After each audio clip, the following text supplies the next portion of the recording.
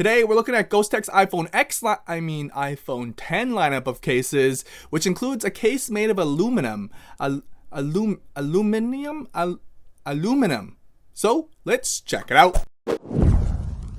Today we're looking at these, starting with their slim dual layer clear case with grippy edges, then their famous waterproof case that won't break the bank or your phone, then the most affordable option with those shoulder padded corners, another great clear case option too, and finally these two, their wallet case that can hold up to 5 cards, and my favorite aluminum framed case for a good old iPhone 7 nostalgia. So let's start with the Cloak 3. It's got diamond engraved textures around the edge of the case, combine that with their smooth but grippy plastic frame. It's a clear case that won't break the bank but also feels good to hold. The buttons have these metallic looking covers, they stick out but can be finicky to click sometimes. A simple mute rocker cutout and a cutout that keeps your camera protected when laid out. Cutouts throughout the bottom, and of course wireless charging compatible, no problemo. First and foremost, the case is a clear case. Outside all that branding they add, it allows you to show off your iPhone while the soft rubber frame prevents it from sliding around so easily. It's honestly quite comfortable to hold as it barely adds any bulk, nor does it thicken it up too much. You can feel the diamond texture rub up on your hand, which is great, having some confirmation you have control of your iPhone, which will come in handy as there aren't any additional protective features other than the lip around the front screen.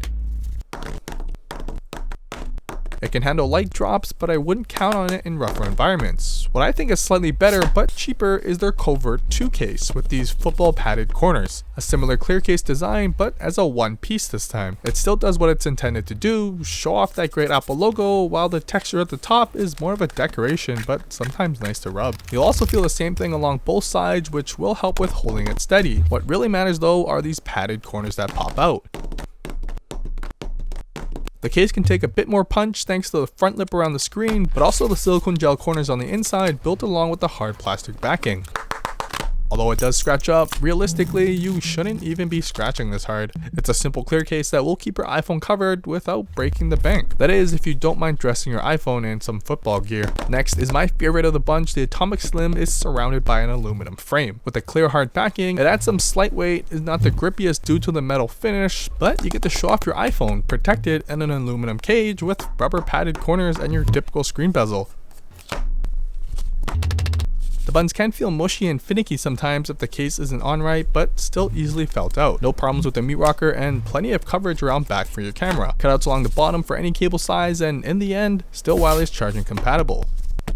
The dual layer rubber shell and aluminum frame is what you're paying for though, which I'll be the first to admit can be slippery. So they've added a groove along the edge to allow for your fingers to grasp onto something.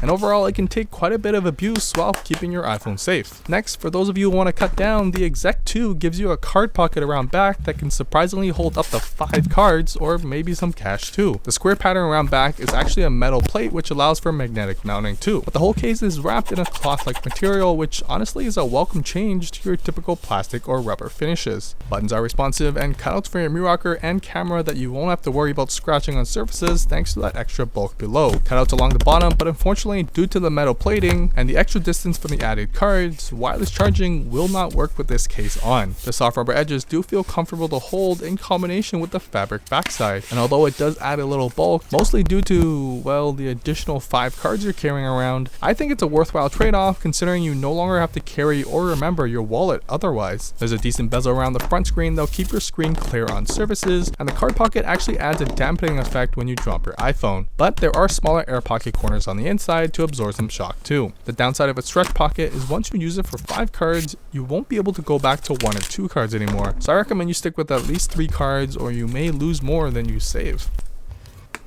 Now for everyone's favorite, the infamous Nautical 2 case. Full 360 degrees of coverage inside a 2-piece design meant to keep, well, whatever is inside dry. It's got a translucent backing with the logo easily shining through, but I also love that it has a matte finish that doesn't fingerprint up as easily. A built-in screen protector around front with large button covers that can be a little difficult to push but may break in over time, and a twist knob for when you need to unmute underwater. The lightning port is covered and plugged, and the speaker and mic are still accessible. The lens is covered in this hard plastic, which is unfortunate, and I'll explain why later, but it does keep it scratch and damage free in most scenarios. A lanyard cutout along the bottom, which I highly recommend you use. It'll prevent most issues in your life, and most importantly, you won't lose it in the deep depths of your bathtub when you're down under. The outside edges are quite thick, but the case caves in, creating grooves that help with gripping onto. Don't get me wrong though, it's still quite a large case, but it does all add up. With the extra padded corners, it's almost like this is a full-on tough case more than it is a waterproof case. Like I said, use the damn lanyard. But if you're stubborn like me, the 360 degrees of coverage got your back. And as a side note, for a built-in screen protector, it's one of the best I've used with no air gaps or misclicks during my testing.